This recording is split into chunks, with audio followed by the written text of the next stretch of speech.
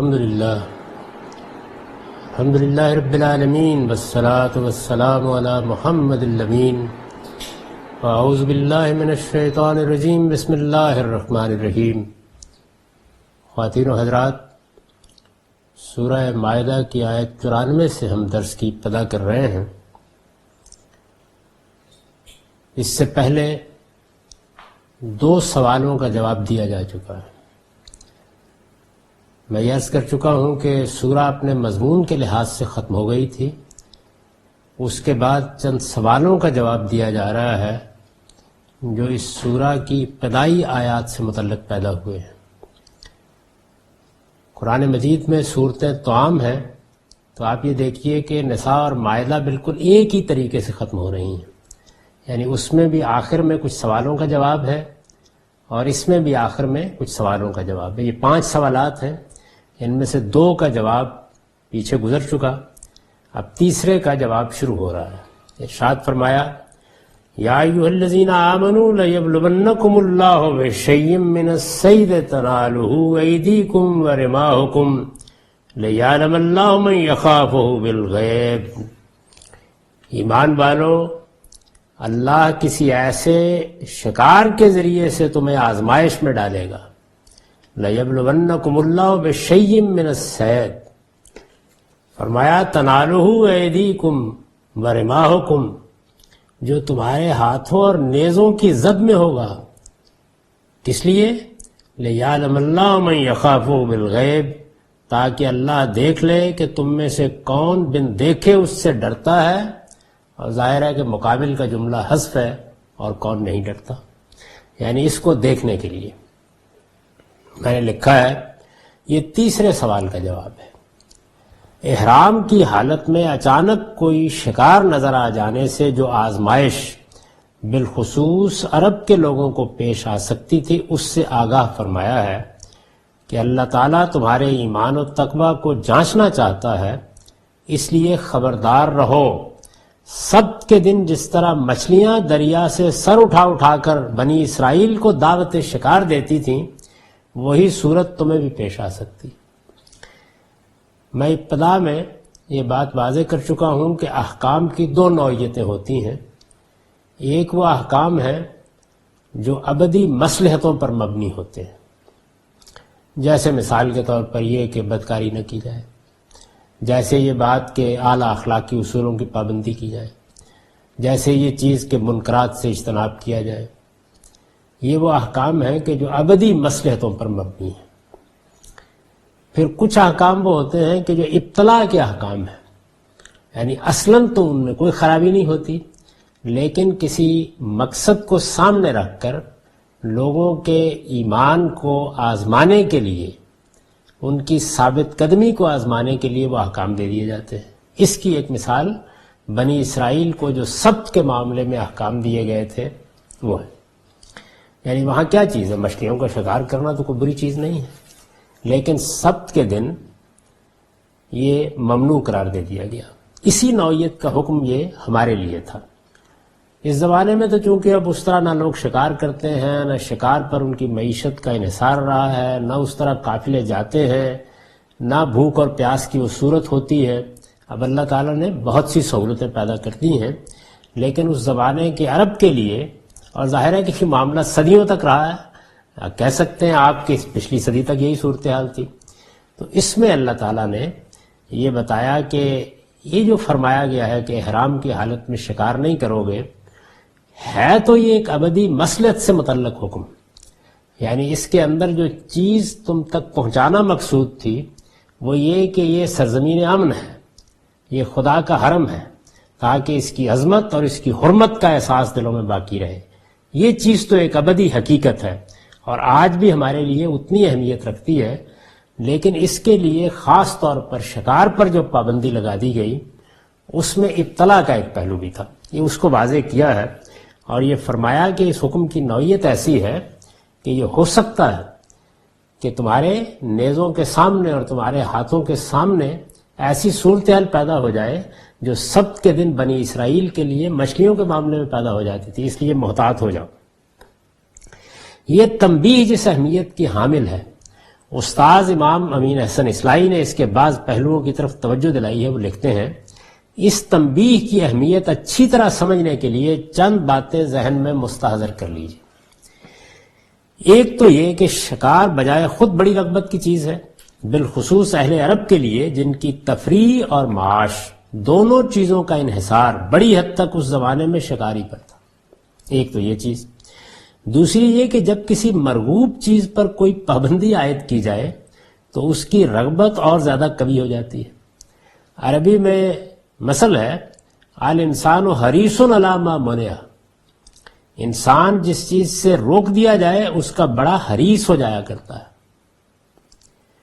اس حرص کا نفسیاتی اثر یہ بھی ہوتا ہے کہ جس طرح ساون کے اندھے کو ہر جگہ ہرا ہرا نظر آتا ہے، اسی طرح اس کو بھی ہر جگہ وہی چیز نظر آتی ہے جس سے وہ اپنے آپ کو محروم پاتا ہے. تیسری یہ کہ یہ مناہی جب اصلاً امتحان کے لیے ہوئی ہے، یہ جو ممانعت ہے، تو بعید نہیں کہ اللہ تعالیٰ ایسے مواقع پیدا فرمائے کہ اس امتحان کا مقصد پورا ہو. تو یہ سارے پہلو ہیں جن کو انہوں نے بیان کر دیا ہے، خلاصہ کر دیا ہے اس مدعا کا جو یہاں پہ ان الفاظ میں بیان ہوا ہے کہ اللہ ہو سکتا ہے کہ یہ دیکھنا چاہے کہ تم میں سے کون بن دیکھے اس سے ڈرتا ہے اور کون نہیں ڈرتا. تو یہ دیکھنے کے لیے اللہ نے ابتلاء کے احکام بھی انبیاء علیہ السلام کے ذریعے سے دیے ہیں. تو اس سے آپ یہ اندازہ کر سکتے ہیں کہ احکام کی نوعیت کو سمجھنا کتنا ضروری ہے. یعنی وہ چیزیں جو اصلاً ممنوع ہوتی ہیں اور کسی ابدی مصلحت پر مبنی ہوتی ہیں، وہ چیزیں جو سد ذریعہ کے طور پر ممنوع قرار دی جاتی ہیں، اور وہ چیزیں جو ابتلاء کے اصول پر ممنوع قرار دی جاتی ہیں. اگر ان کو الگ الگ نہیں سمجھا جائے گا تو ان کی حکمت بھی واضح نہیں ہوگی. یہ جو ہم پر رمضان کے روزے فرض کیے گئے ہیں، ان کی نوعیت بھی یہی ہے. یعنی یہ بھی اصل میں ابتلاء کا حکم ہے، لیکن یہ رمضان کبھی زیر بحث آئے گا تو اس کو دیکھ لیں گے. تو ارشاد فرمایا کہ فمن اعتدی بعد ذلک فلہ عذاب علیم، پھر جس نے اس تنبیہ کے بعد بھی اللہ کے مقرر کیے ہوئے حدود سے تجاوز کیا. فمن اعتدی بعد ذلک، بعد ذلک یعنی اس تنبیہ کے بعد، اعتدا اللہ کے مقرر کردہ حدود سے تجاوز کیا. فرمایا فلہ عذاب علیم، یعنی معمولی معاملہ نہیں ہے. اس کی خلاف ورزی میں اگر سرکشی کا پہلو شامل ہو گیا تو سرکشی دردناک عذاب کا باعث بن جائے. اور یہ معلوم ہے کہ عذاب علیم یعنی دردناک عذاب، عذاب عظیم، عذاب النار، عذاب الحریق، یہ وہ تعبیریں ہیں کہ جو جہنم کی سزا کو آخری درجے میں واضح کرنے کے لیے قرآن میں اختیار کی گئی. یا ایھا الذین آمنوا لا تقتلوا الصید، ایمان والو شکار نہ مارو، وانتم حرم، جبکہ تم احرام کی حالت میں ہو. اب ظاہر ہے کہ یہاں اتنی بات مقدر ہے کہ یہ ممنوع ہے. ومن قتلہ منکم متعمدا فجزاء مثل ما قتل من النعم یحکم به ذوی عدل منکم، یاد رکھو کہ تم میں سے جس نے جانتے بوجھتے اسے مارا، اس کا بدلہ تمہارے معاشی میں سے اسی کے ہم پلہ کوئی جانور ہے جس کا فیصلہ تم میں سے دو عادل آدمی کریں گے. میں نے آیت یہاں تک اس لیے پڑھ دی کہ اگر اس میں کوئی غلطی ہو جائے تو اس پر باقاعدہ بدل لازم کیا گیا ہے. یعنی اس حکم کی اہمیت یہ ہے. اب جو اس میں بعض چیزیں زیر بحث آئی ہیں ان کے بارے میں بھی دیکھ لیجئے. ایک تو یہ بیان فرمایا کہ بشیم من الصید، یعنی کوئی ایسا شکار ہوگا جس سے تمہیں اللہ آزمائش میں ڈالے گا. تو اس میں بشیم من الصید کے جو الفاظ آئے ہیں ان پر البیان کا نوٹ ہے کہ ان میں شیئن کا لفظ بالخصوص اس کی تنکیر اشارہ کرتی ہے کہ ہر چند یہ آزمائش پیش آئے گی مگر یہ بہت سخت نہیں بلکہ ہلکی ہوگی. یعنی اللہ تعالیٰ نے یہ بات بھی واضح کر دیا کہ اس امت کے ساتھ بحثیت مجموعی اللہ تعالیٰ کا معاملہ کیا ہے. اس کے بالکل برخلاف اگر آپ بائبل کو پڑھیں تو بنی اسرائیل کے ساتھ معاملے کی نوعیت یہ نہیں رہی. وہ اب بھی اگر آپ بائبل کو دیکھیں تو یہ معلوم ہو جاتا ہے کہ اللہ تعالیٰ نے ان کی گردن کشی اور سرکشی کی عادت کی وجہ سے بعض موقعوں پہ بڑا سخت معاملہ ان کے ساتھ کیا، اور بالخصوص ابتلا کے احکام میں، لیکن ہمارے اوپر اللہ کا یہ بڑا کرم، بڑا احسان ہے۔ دوسرے یہ کہ یہ جو فرمایا کہ اللہ دیکھ لے کہ تم میں سے کون بن دیکھے اس سے ڈرتا ہے اور کون نہیں ڈرتا، اس پر البیان کا نوٹ یہ ہے کہ اس سے واضح ہے کہ احرام کی حالت میں شکار کی حرمت کا حکم اپنی نوعیت کے لحاظ سے ابتلا کے احکام میں سے ہے۔ یعنی ان الفاظ سے یہ بات واضح ہوئی، یعنی وہ احکام جو محض بندوں کی وفاداری کا امتحان کرنے کے لیے دیے جاتے ہیں، بندوں کے مسالے کے نقطہ نظر سے وہ چونکہ بے حکمت نظر آتے ہیں، یہ ہے وہ اصل بات۔ یعنی جو ابدی مصلحتوں پر مبنی احکام ہوتے ہیں ان کی حکمت سمجھائی جا سکتی ہے، اسی طریقے سے سد ذریعہ کے احکام کی حکمت بھی سمجھائی جا سکتی ہے، لیکن ابتلا کے احکام میں بعض اوقات آدمی یہ محسوس کرتا ہے کہ آخر اس میں کیا چیز پیش نظر ہے۔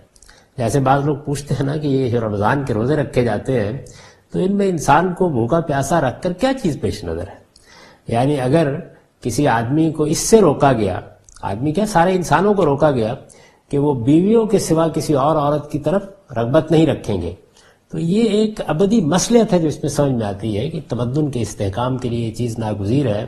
اگر زنا پر معاشرت کی بنیاد رکھ دی گئی تو پھر نکاح کا ادارہ قائم نہیں رہ سکتا، عفت اور عصمت کے اگر تصورات ختم ہو گئے تو پھر خاندان وجود میں نہیں آ سکتا، رشتوں کے اندر جو تقدس ہے پھر اس کو قائم رکھنا ممکن نہیں رہتا۔ یہ ظاہر ساری باتیں پھر واضح ہو جاتی ہیں اور واضح کی جا سکتی ہیں، لیکن یہ بات کہ آدمی بھوکا پیاسا رہے صبح سے لے کے شام تک، بیویوں سے تعلق نہ رکھے درا حالے کے ان کے ساتھ ان کا نکاح ہو چکا ہے، یہ چیز سمجھنے میں دقت ہوتی ہے۔ تو بظاہر اس طرح کی چیزیں بے حکمت نظر آتی ہیں، لیکن کیا چیز پیش نظر ہوتی ہے وہ ہے جس کو بیان کیا، یعنی وہ احکام جو محض بندوں کی وفاداری کا امتحان کرنے کے لیے دیے جاتے ہیں، بندوں کے مسالے کے نقطہ نظر سے وہ چونکہ بے حکمت نظر آتے ہیں، اس لیے خدا کو بن دیکھے ماننے اور اس سے بن دیکھے ڈرنے والوں کو دوسروں سے الگ کر دینے کے لیے ایک کسوٹی بن جاتے ہیں۔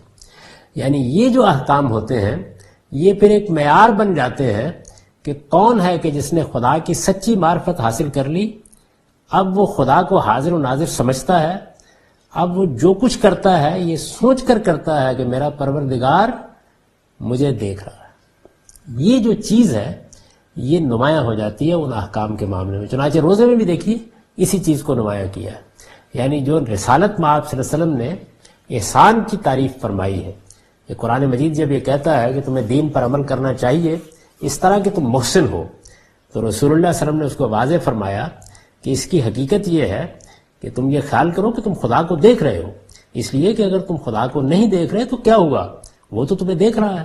تو یہ احساس ہے جس کے ساتھ جب بندہ جیتا ہے تو سب سے بڑھ کر انہی احکام میں یہ نمایاں ہوتا ہے۔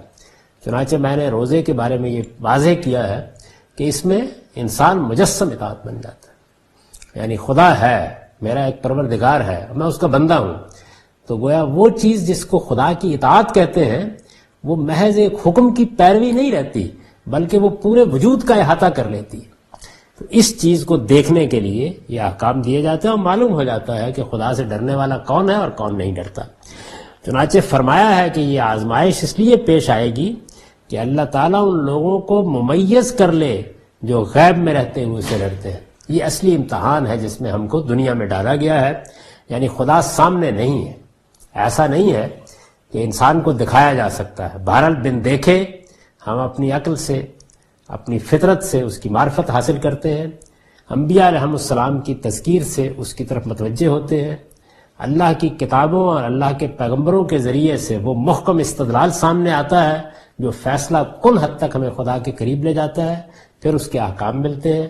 ان احکام میں وہ بھی ہیں جو ہماری مصلحتوں پر مبنی ہیں اور وہ بھی ہیں کہ جن میں ابتلا پیش نظر ہوتی ہے، اور اللہ تعالیٰ یہ دیکھنا چاہتا ہے کہ ان بندوں نے مجھ کو پہچانا، مجھے مانا، میرے بارے میں یہ یقین کیا کہ ایک دن میری بارگاہ میں ان کو پیش ہونا ہے، اور پھر دیکھو اب میں ان کو آزما رہا ہوں اور یہ اس میں بن دیکھے مجھ سے ڈرتے ہیں۔ اس چیز کو دیکھنے کے لیے احکام دیے جاتے ہیں۔ تو یہ اس کی تشریح ہوئی۔ ارشاد فرمایا کہ ایمان والو احرام کی حالت میں شکار نہ مارو، یا ایھا الذین آمنوا لا تقتلوا الصید وانتم حرم، یہ ممنوع ہے، یعنی اگلے جملے کے لیے ضروری ہے کہ اتنی بات مقدر مانی جائے۔ ومن قتلہ منکم متعمدا، اور یاد رکھو کہ تم میں سے جس نے جانتے بوجھتے اسے مارا، یعنی اس میں دیکھیے متعمدن کی شرط لگا دی ہے، غلطی ہو گئی وہ معاف کر دی جائے گی۔ حج کے معاملے میں بھی ایسا ہی ہے کہ وہاں جب رسالت میں آپ صلی اللہ علیہ وسلم سے یہ پوچھا گیا کہ مجھ سے یہ غلطی ہو گئی، میں نے اس چیز کو مقدم کر دیا، اس کو مؤخر کر دیا، تو آپ نے فرمایا کہ لا حرج۔ لیکن متعمدن جانتے بوجھتے ایسا نہیں کیا جا سکتا۔ تم میں سے جس نے جانتے بوجھتے اسے مارا تو اس میں پھر کیا کرنا ہوگا؟ فَجَزَاءٌ مِثْلُ مَا قَتَلَ مِنَ النَّعَمِ يَحْكُمُ بِهِ ذَوَا عَدْلٍ مِّنْكُمْ، اس کا بدلہ تمہارے معاشی میں سے اسی کے ہم پلہ کوئی جانور ہے، یعنی پھر یہ دیکھا جائے گا کہ کس طرح کے جانور کا شکار کیا ہے۔ نیل گائے کا شکار کیا ہے تو ادھر اس کے ہم پلہ گائے موجود ہے، ہرن کا شکار کیا ہے تو ادھر اس کے ہم پلہ بکری یا بکرا یا بھیڑ موجود ہے۔ تو فرمایا کہ پھر اس کا فیصلہ کیا جائے گا۔ یہ فیصلہ کون کرے گا؟ یہ فیصلہ تم میں سے دو عادل آدمی کریں گے، یعنی تم خود نہیں کرو گے۔ یحکم بہا ذوا عدل منکم ہدین بالغ الکعبہ، اور یہ جو جانور ہے یہ پھر کیا کیا جائے گا؟ یہ نیاز کی حیثیت سے کعبہ پہنچایا جائے گا، یہ ہدی کا جانور بن جائے گا اور اس کو کعبے میں قربان کیا جائے گا۔ تو ارشاد فرمایا ہدین بالغ الکعبہ او کفارۃ طعام مساکین، اور اگر یہ ممکن نہ ہو، متعذر ہو جائے، کوئی زحمت ہو اس میں، تو پھر کیا ہوگا؟ پھر یہ جو غلطی کی ہے اس کے کفارے کے لیے تمہیں مسکینوں کو کھانا کھلانا ہوگا، طعام و مساکین او عدل و ذالک صیامن، یا اسی کے برابر روزے رکھنے ہوں گے، لیذوق وبال امرے، یہ ہے کفارے کی حقیقت، یعنی تاکہ وہ یہیں اس کی سزا بھگت لے، جو کچھ اس نے کیا ہے اس کی سزا یہیں چکھ لے، اللہ کے ہاں قیامت میں گرفت نہ ہو، اس کے اوپر یہ تاوان، یہ جرمانہ یہی عائد ہو جائے۔ اس سے یہ بھی معلوم ہوا کہ کوئی مالی تاوان ادا کرنا یا کفارے میں کوئی چیز کرنا یا اسی طریقے سے پھر جو سزائیں ہیں وہ، تو یہ سب کی سب جتنی چیزیں ہیں یہ مختلف نوعیت کی تادیبی کی صورتیں ہیں۔ میں نے دیت کے معاملے میں بھی یہ بات واضح کرنے کی کوشش کی ہے کہ وہ کچھ نہیں مگر یہ کہ مالی تاوان ہے، اور دنیا بھر میں اس وقت بھی جو قانونی نظام ہے اس میں جس طریقے سے مثال کے طور پر کسی آدمی کو قید کیا جاتا ہے یا کسی آدمی کو کوڑے مارے جاتے ہیں یا کسی آدمی کو قتل کیا جاتا ہے، بالکل اسی طرح سے اس پر مالی تاوان عائد کر کے جرمانہ کر کے بھی اس کو سزا دی جاتی ہے۔ چھوٹے جرائم میں بالعموم اس کا رواج ہے۔ تو ارشاد فرمایا کہ یہ اللہ تعالیٰ نے اب تمہارے لیے کفارہ مقرر کر دیا ہے، اور ارشاد ہوا عفا اللہ عما سلف، اس سے پہلے جو کچھ ہو چکا اسے اللہ نے معاف کر دیا، اللہ تعالیٰ اس پر گرفت نہیں کریں گے۔ لیکن یہ یاد رکھو کہ ومن عادا فینتقم اللہ من، لیکن اب اگر کسی نے اسے دہرایا تو اللہ اس سے بدلہ لے گا۔ اندازہ کیجیے ابتلاء کے احکام کا معاملہ کتنا سخت ہو جاتا ہے۔ واللہ عزیز ذو انتقام، یہ معلوم ہے کہ جب بنی اسرائیل نے بار بار کی تنبیہ کے باوجود سب کے معاملے میں خلاف ورزی کی تو انتہائی سخت سزا دی گئی، یعنی وہ سزا معلوم ہے، قرآن مجید میں ذکر ہوا ہے اس کا، ان کی شخصیتیں مسخ کر دی گئی، وہ انسان نہیں رہے۔ تو یہ بہت سخت معاملہ ہے کیونکہ یہ در حقیقت خدا کے مقابلے میں سرکشی ہے۔ اللہ نے انتخاب کیا، آپ کو ایمان کی دولت سے نوازا، اپنے احکام دیے، پھر ان احکام کے معاملے میں ابتلاء کے موقع پر سرکشی اختیار کر لی گئی تو یہ ناقابل معافی ہو جاتی ہے۔ ارشاد ہوا کہ پھر اللہ بدلہ لے گا، اور اللہ زبردست ہے، وہ بدلہ لینے کی طاقت رکھتا ہے۔ واللہ عزیز ذو انتقام، اس پر بیان کا نوٹ ہے، یہ تنبیہ نہایت سخت ہے، حقیقت یہی۔ ابتلاء کے احکام چونکہ بندوں کی وفاداری کا امتحان ہوتے ہیں، اس لیے ان کی خلاف ورزی یا ان سے بے پرواہی کی سزا بھی نہایت سخت ہوتی ہے۔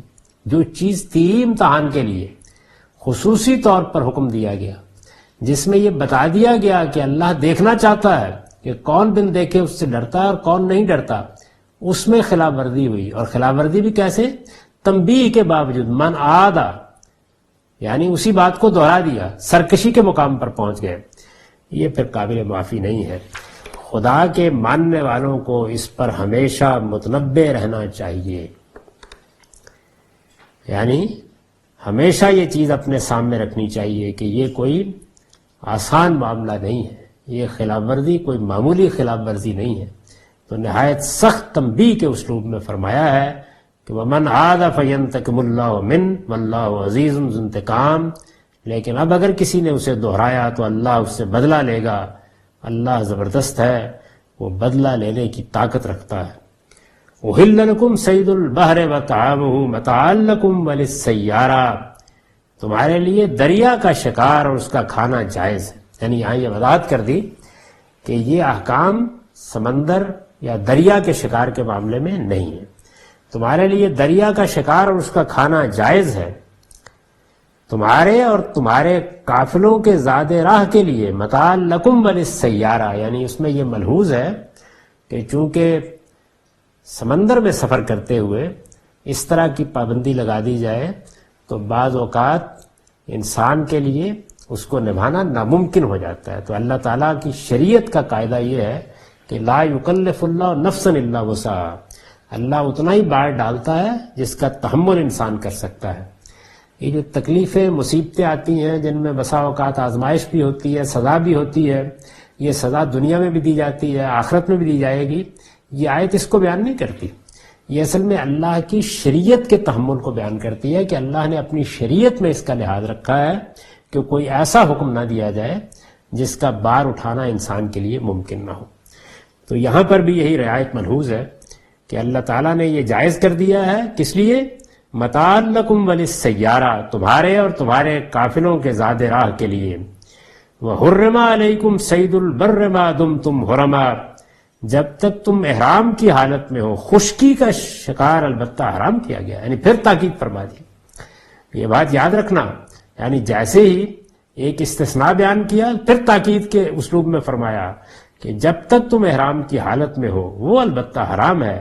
واتقوا اللہ الذی الیہ تحشرون، اب ظاہر ہے کہ یہاں اتنی بات مقدر ہے کہ اس کے قریب نہ جاؤ، اس معاملے میں غلطی نہ کرنا، اور اللہ سے ڈرتے رہو جس کے حضور میں تم سب حاضر کیے جاؤ گے۔ واتقوا اللہ الذی الیہ تحشرون، یعنی گویا بتا دیا کہ یہ معاملہ قیامت میں سختی کے ساتھ زیر بحث آنے والا ہے، اس وجہ سے اس میں کوئی غلطی نہ کرنا۔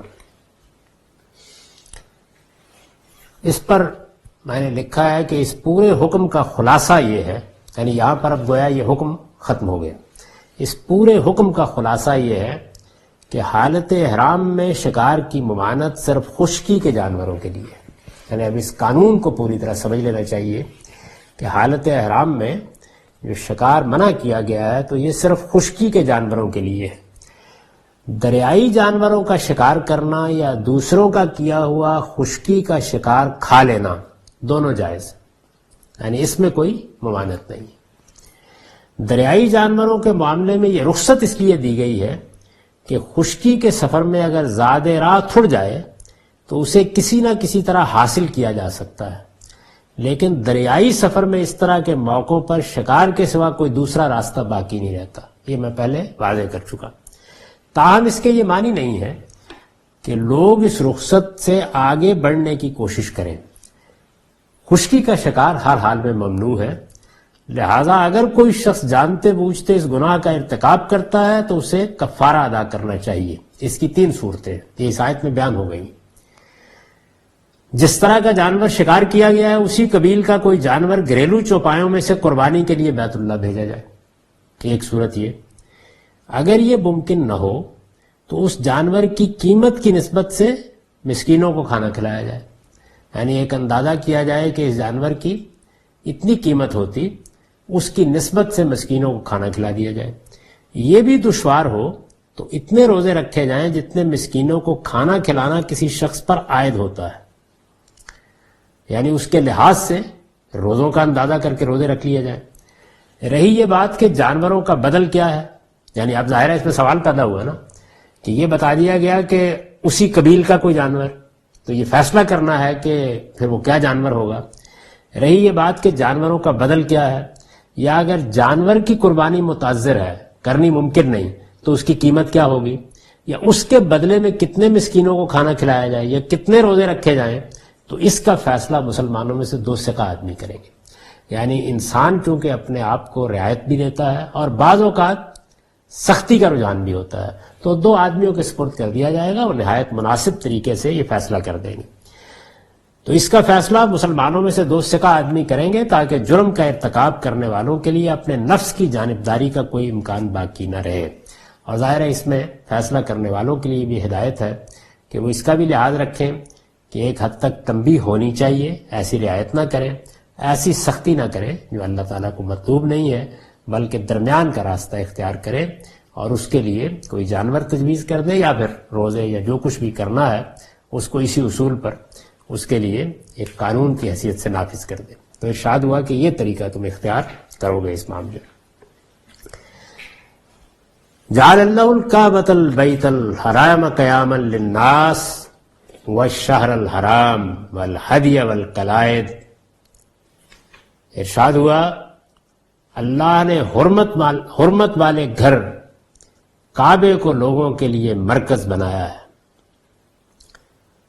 یعنی اب چونکہ حرمتیں ذکر ہو رہی ہیں حالت احرام کی، اسی ذیل میں یہ تنبیہ کر دی ہے کہ یہ سب شاعر ہیں اور ان سے متعلق کس قدر محتاط رہنا چاہیے۔ تو کعبے کا ذکر کیا ہے کہ یہ قیاما للناس ہے۔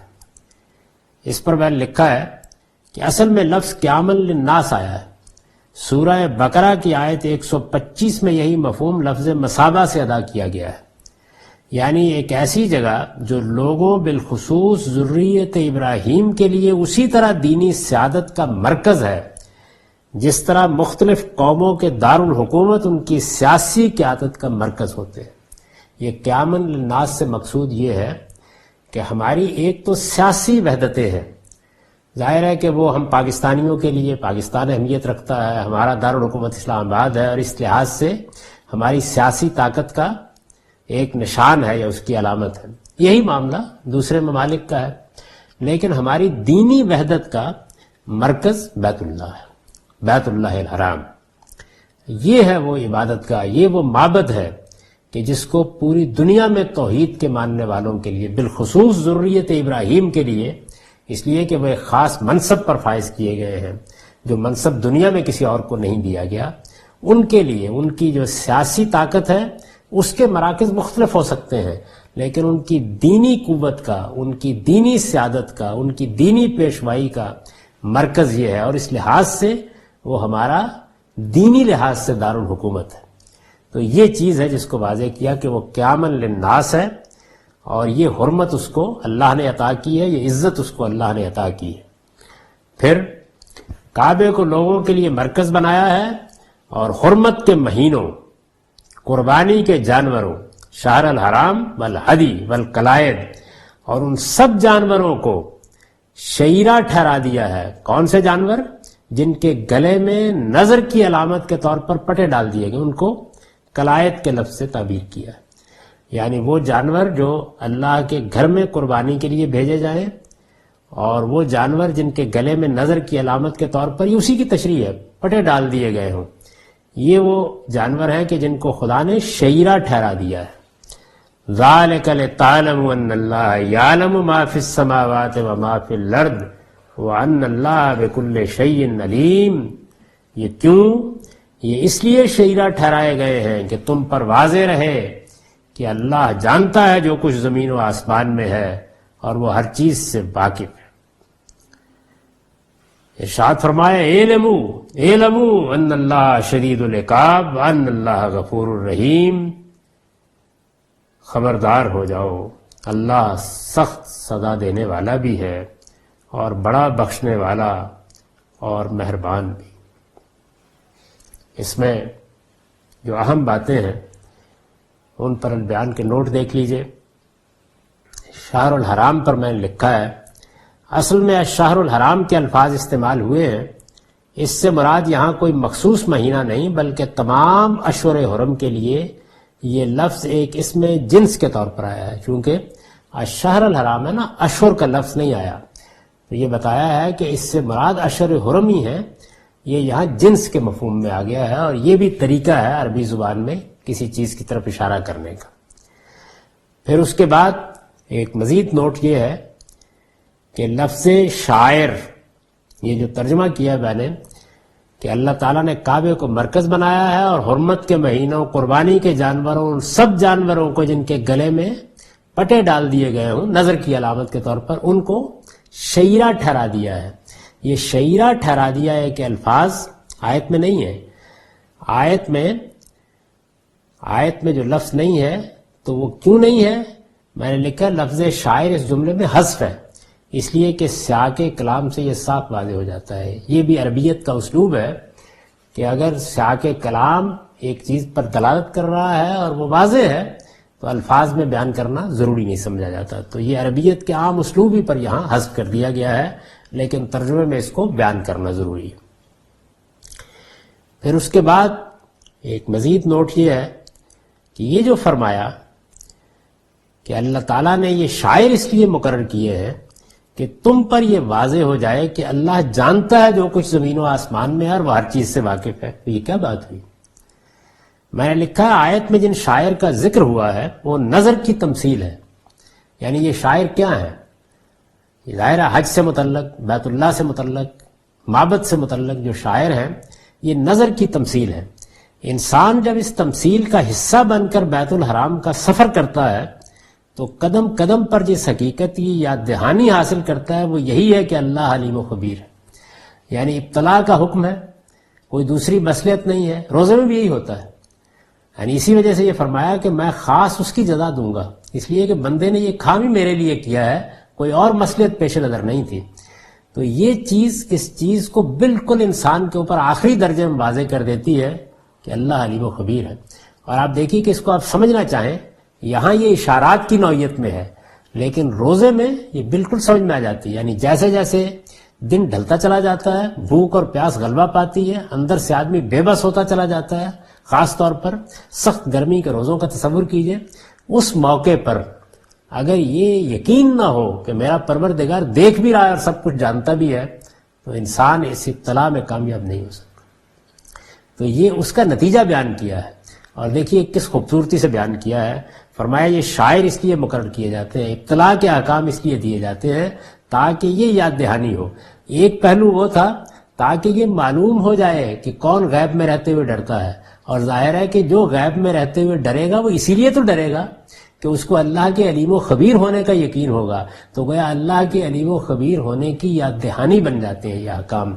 دیکھیے کس خوبی کے ساتھ وہ مصلحت واضح کر دی ہے کہ جو اس حکم میں ہے۔ ظاہر ہے کہ وہ ہماری جانی پہچانی مصلحت تو نہیں ہے، لیکن اللہ نے یہ بتایا کہ میری معرفت کے لیے، میری صفات کے استحضار کے لیے یہ ابتلا کے احکام کتنی غیر معمولی اہمیت رکھتے ہیں۔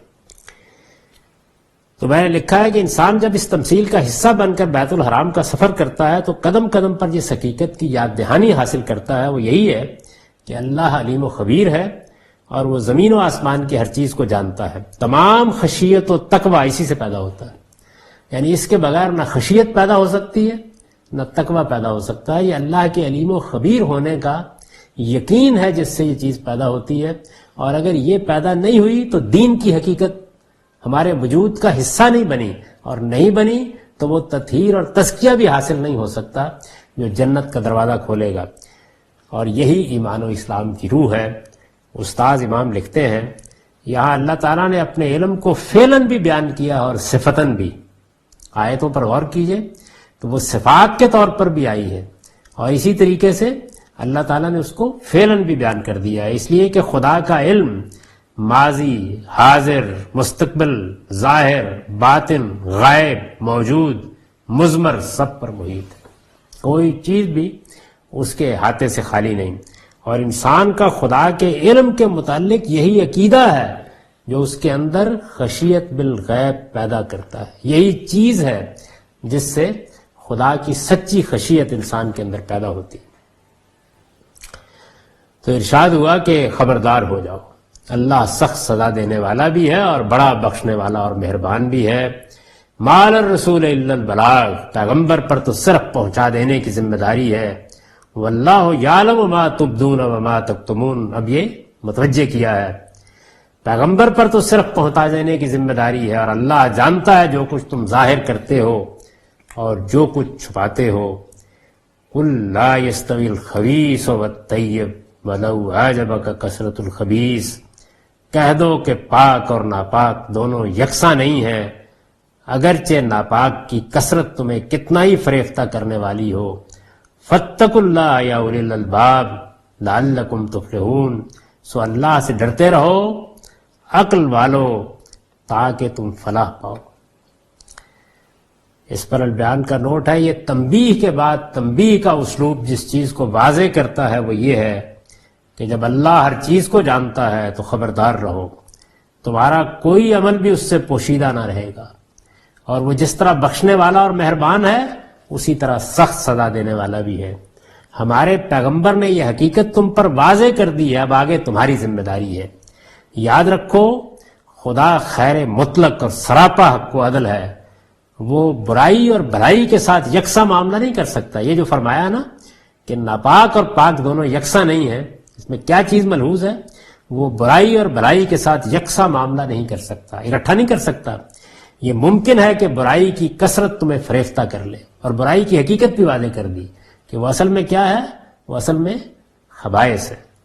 برائی کی کثرت تمہیں فریفتہ کر لے، مگر خدا کے ہاں یہ کثرت کوئی وزن نہیں رکھتی، وہ صرف پاکیزگی کو قبول کرے گا، اور اس کے حضور میں وہی لوگ فلاح پائیں گے جو نیکی اور خیر کو اختیار کریں گے۔ یعنی نیکی ہی پاکیزگی ہے اور پاکیزگی ہی نیکی، نیکی ہی خیر ہے اور خیر ہی نیکی، اور خدا کے حضور میں وہ چیز ہے کہ جو قبول ہوگی۔ علم و عمل کی ناپاکی اور خباثت کے لیے اس کے ہاں دوزخ کی آگ کے سوا کچھ بھی نہیں ہے۔ یہاں علم و عمل کی ناپاکی کو، برائی کو، خباثت کو بالکل یکساں رکھ کے بتا دیا ہے کہ اصل میں وہ کیا چیز ہے جو اللہ کو مطلوب ہے، یعنی تمہارا تزکیہ، تمہاری پاکیزگی، علم میں بھی اور عمل میں بھی۔ اب ان آیات کا ترجمہ سن لیجئے۔ ارشاد فرمایا ہے، ایمان والو، اللہ کسی ایسے شکار کے ذریعے سے تمہیں آزمائش میں ڈالے گا جو تمہارے ہاتھوں اور نیزوں کی زد میں ہوگا، تاکہ اللہ دیکھ لے کہ تم میں سے کون بن دیکھے اس سے ڈرتا ہے اور کون نہیں ڈرتا۔ پھر جس نے اس تنبیہ کے بعد بھی اللہ کے مقرر کیے حدود سے تجاوز کیا، اس کے لیے ایک دردناک سزا ہے۔ ایمان والو، احرام کی حالت میں شکار نہ مارو، یہ ممنوع ہے، اور یاد رکھو کہ تم میں سے جس نے جانتے بوجھتے اسے مارا، اس کا بدلہ تمہارے معاشی میں سے اسی کے ہم پلہ کوئی جانور ہے، جس کا فیصلہ تم میں سے 2 عادل آدمی کریں گے۔ یہ نیاز کی حیثیت سے کعبے پہنچایا جائے گا، یا نہیں تو اس گناہ کے کفارے میں مسکینوں کو کھانا کھلانا ہوگا، یا اسی کے برابر روزے رکھنا ہوں گے، تاکہ وہ اپنے کیے کی سزا چکھے۔ اس سے پہلے جو کچھ ہو چکا اسے اللہ نے معاف کر دیا ہے، لیکن اب اگر کسی نے اسے دہرایا تو اللہ اس سے بدلہ لے گا۔ اللہ زبردست ہے، وہ بدلہ لینے کی طاقت رکھتا ہے۔ تمہارے لیے دریا کا شکار اور اس کا کھانا جائز ہے، تمہارے اور تمہارے قافلوں کے زاد راہ کے لیے، جب تک تم احرام کی حالت میں ہو۔ خشکی کا شکار البتہ حرام کیا گیا ہے، اس کے قریب نہ جاؤ، اور اللہ سے ڈرتے رہو جس کے حضور میں تم سب حاضر کیے جاؤ گے۔ اللہ نے حرمت والے گھر کعبہ کو لوگوں کے لیے مرکز بنایا ہے، اور حرمت کے مہینوں، قربانی کے جانوروں اور سب جانوروں کو شعیرہ ٹھہرا دیا ہے جن کے گلے میں نظر کی علامت کے طور پر پٹے ڈال دیے گئے ہوں۔ یہ اس لیے شعیرہ ٹھہرائے گئے ہیں کہ تم پر واضح رہے کہ اللہ جانتا ہے جو کچھ زمین و آسمان میں ہے، اور وہ ہر چیز سے واقف ہے۔ خبردار ہو جاؤ، اللہ سخت سزا دینے والا بھی ہے اور بڑا بخشنے والا اور مہربان بھی۔ پیغمبر پر تو صرف پہنچا دینے کی ذمہ داری ہے، اور اللہ جانتا ہے جو کچھ تم ظاہر کرتے ہو اور جو کچھ چھپاتے ہو۔ کہہ دو کہ پاک اور ناپاک دونوں یکساں نہیں ہیں، اگرچہ ناپاک کی کثرت تمہیں کتنا ہی فریفتہ کرنے والی ہو، سو اللہ سے ڈرتے رہو عقل والو تاکہ تم فلاح پاؤ۔ اقول قولی ھذا واستغفر اللہ لی ولکم ولسائر